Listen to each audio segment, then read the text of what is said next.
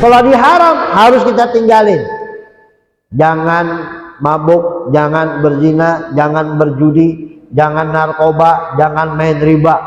Kalau kita ngelakuin itu haram, dosa besar. Kita akan ngejauhin. Nggak mau. Kenapa? Dosa. Ya. Tapi kalau yang makruh, penekanannya tidak terlalu.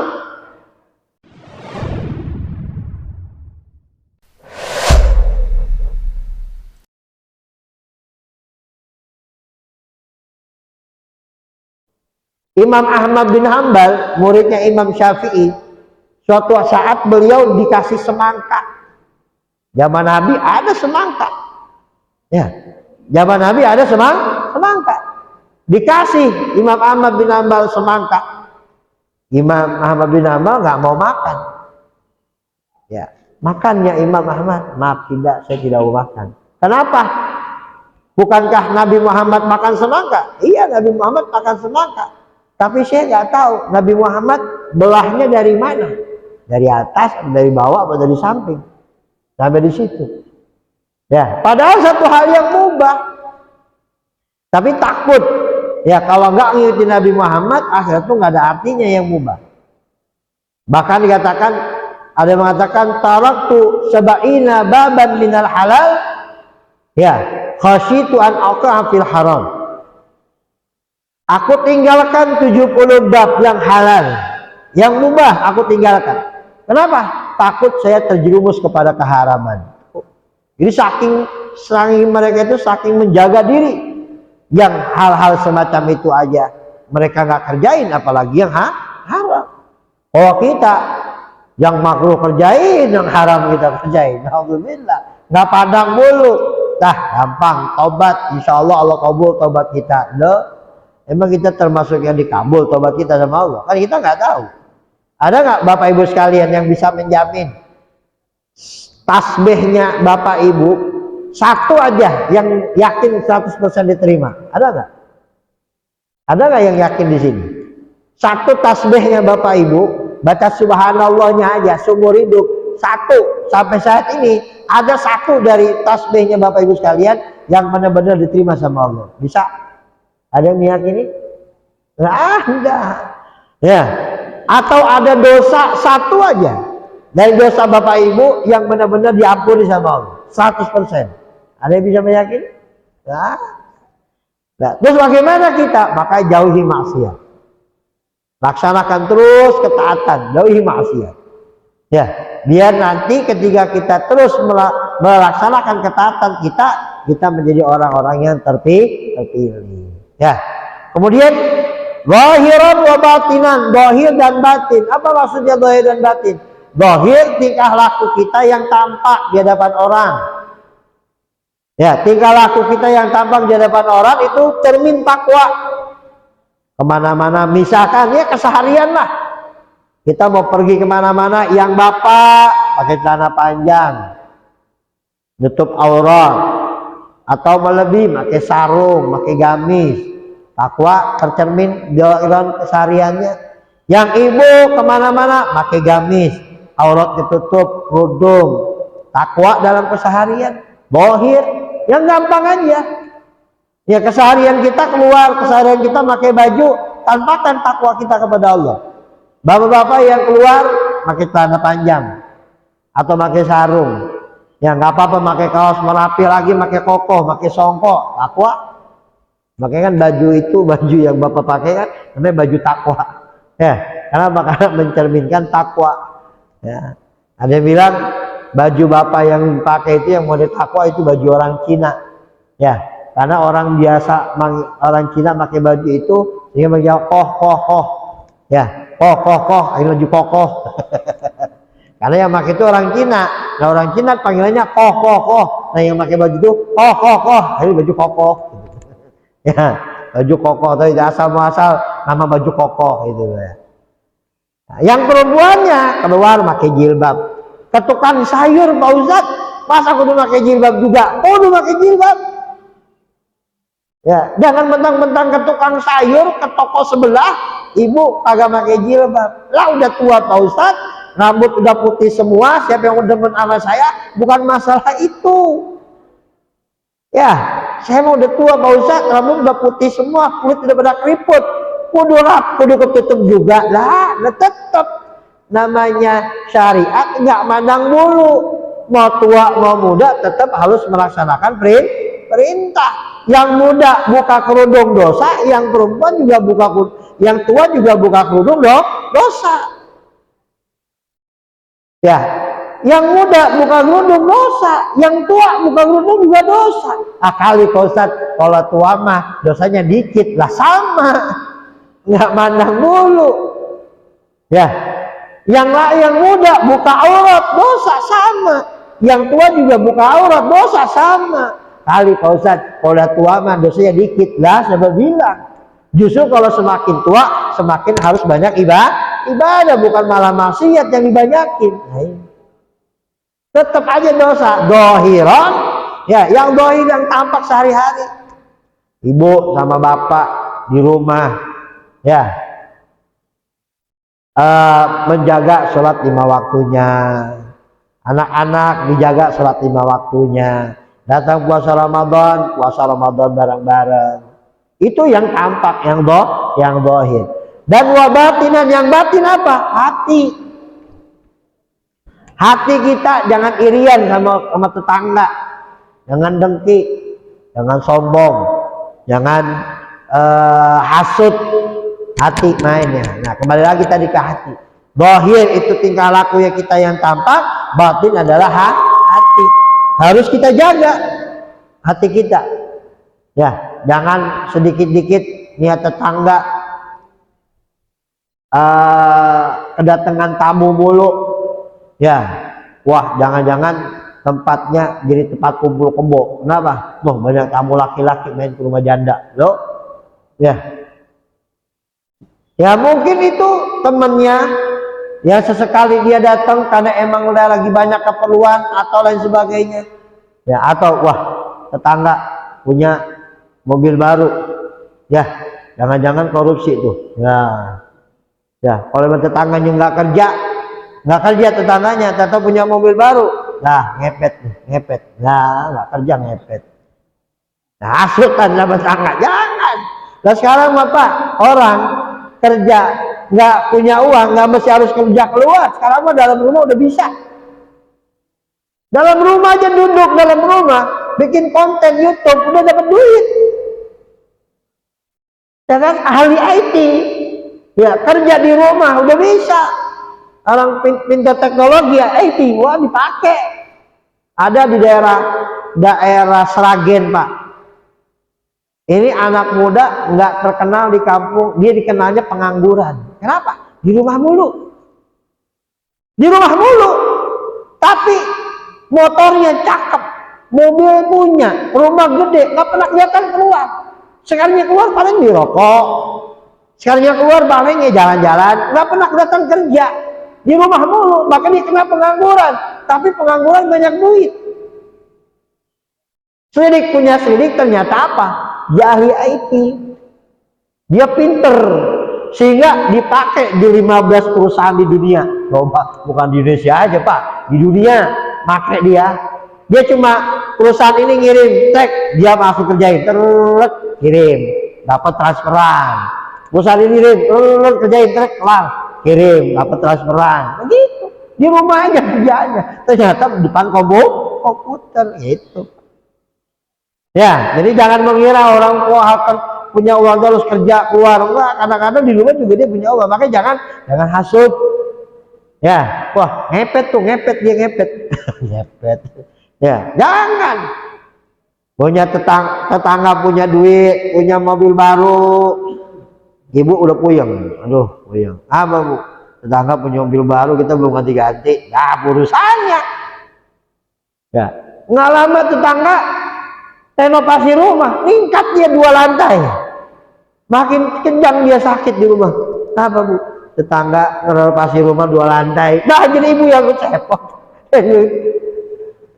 Wah, lama-lama udah laku, udah langsung selamatan mau kemana? Tasakuran umroh sekeluarga semuanya. Dah dia ke keluar rumah. Kenapa? Diopname. Apa? Sakit, diopname. Karena apa? Hasud. Ya, karena apa? Iri. Makanya jangan punya penyakit hati. Ya, jaga dohir wa batin, dan juga ma'as isyari ta'dimi lillahi wal haibati wal khasyati wa rahbati minallah. Selain kita melaksanakan perintah Allah, menjauhi larangan-larangan Allah, juga ada perasaan dalam diri kita pengawasan Allah Subhanahu wa taala kepada kita. Diawasin. Bapak Ibu sekalian, kalau lagi kerja misalkan nih, misalkan seorang karyawan kerja, diawasin sama atasannya, berani nggak kira-kira tuh karyawan kerjanya semaunya sendiri? Berani nggak Pak? Diawasin sama atasan, sama ada diliatin aja, kira-kira mau santai nggak kerjanya? Nggak akan kan, dia akan maksimal. Kenapa? Diawasin, diliatin. Nah begitulah kita ketika kita sholat harus merasa diawasi dengan Allah. Ketika kita keseharian kita merasa diawasi dengan Allah, selalu dilihat, dipantau sama Allah. Mau ngomong selalu ingat, wah nanti kalau yang saya omongin ada hisabnya. Kalau baik, kalau buruk, apa yang saya kerjain ada hitungannya. Kalau baik, kalau buruk. Jadi ketika dia punya perasaan seperti itu, nggak akan berani dia untuk melakukan maksiat. Ada istisyar. Dan kalau dia punya perasaan seperti itu, dia akan maksimal dalam beribadah.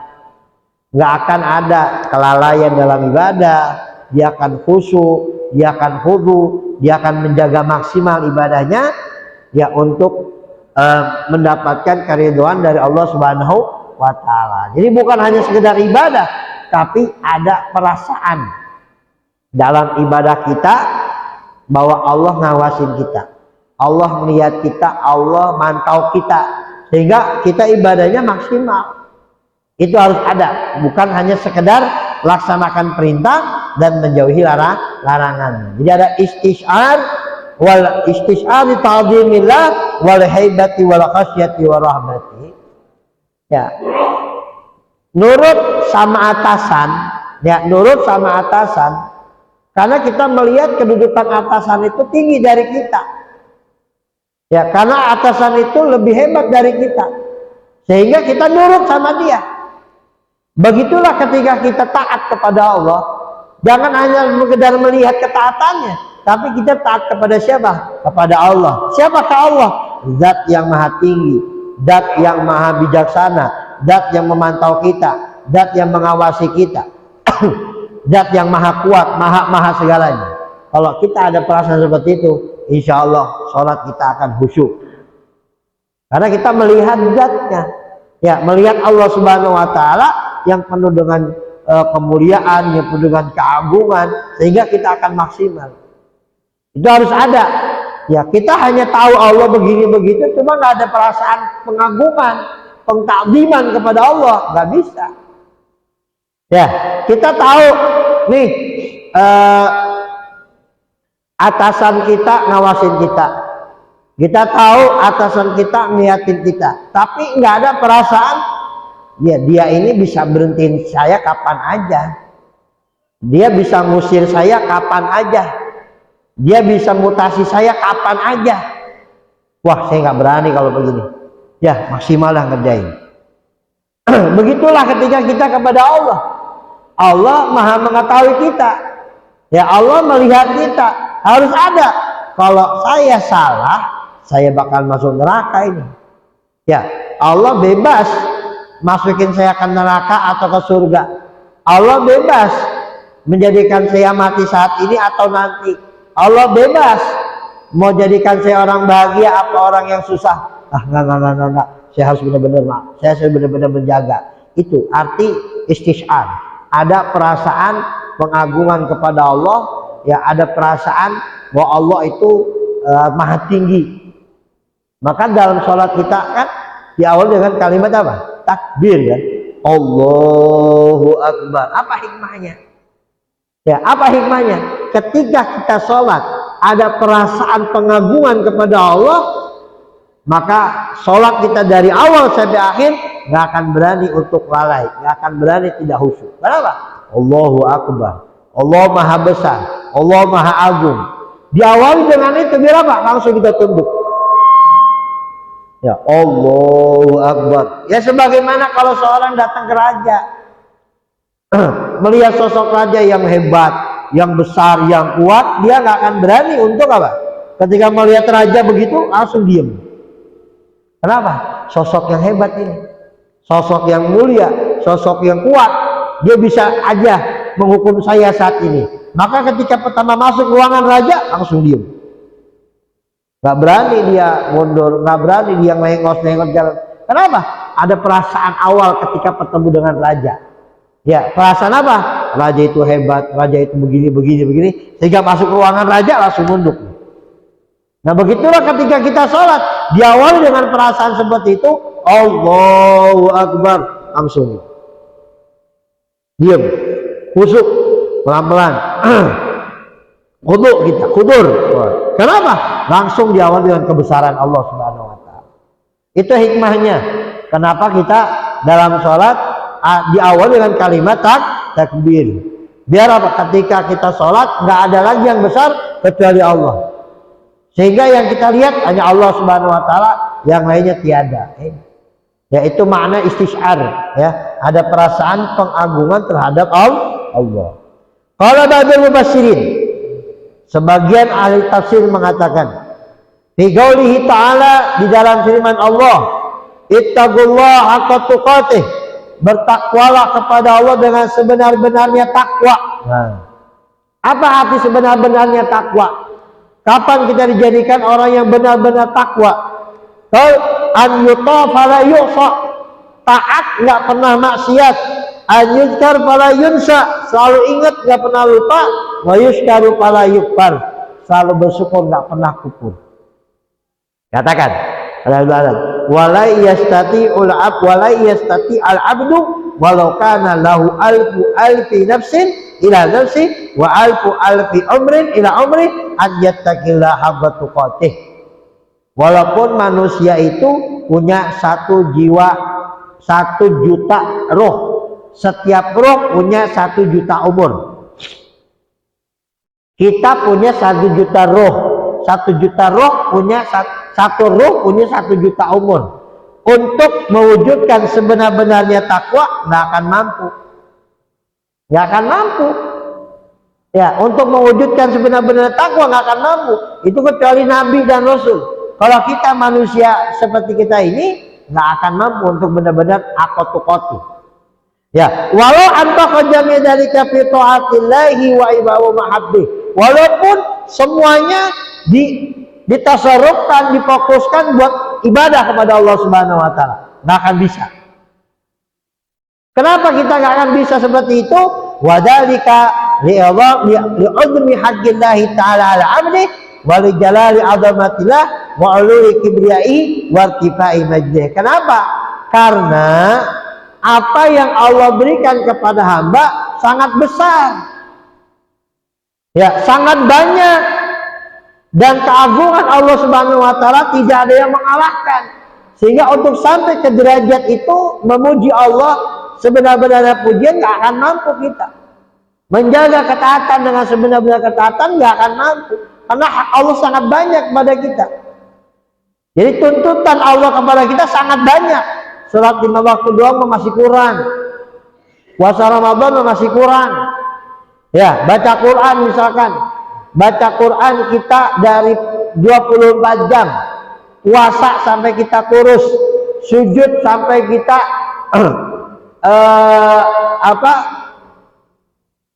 membekas di jidat kita. Belum bisa untuk mewujudkan sebenar-benarnya takwa. Belum bisa. Ya, walau anbaqa jami' dzalika fi idamillah. Walaupun kita semua infakkan untuk takwa kepada Allah, untuk ibadah kepada Allah, nggak bakal bisa. Karena saking besarnya Allah kepada kita dan saking agungnya Allah Subhanahu Wa Taala, maka akan bisa.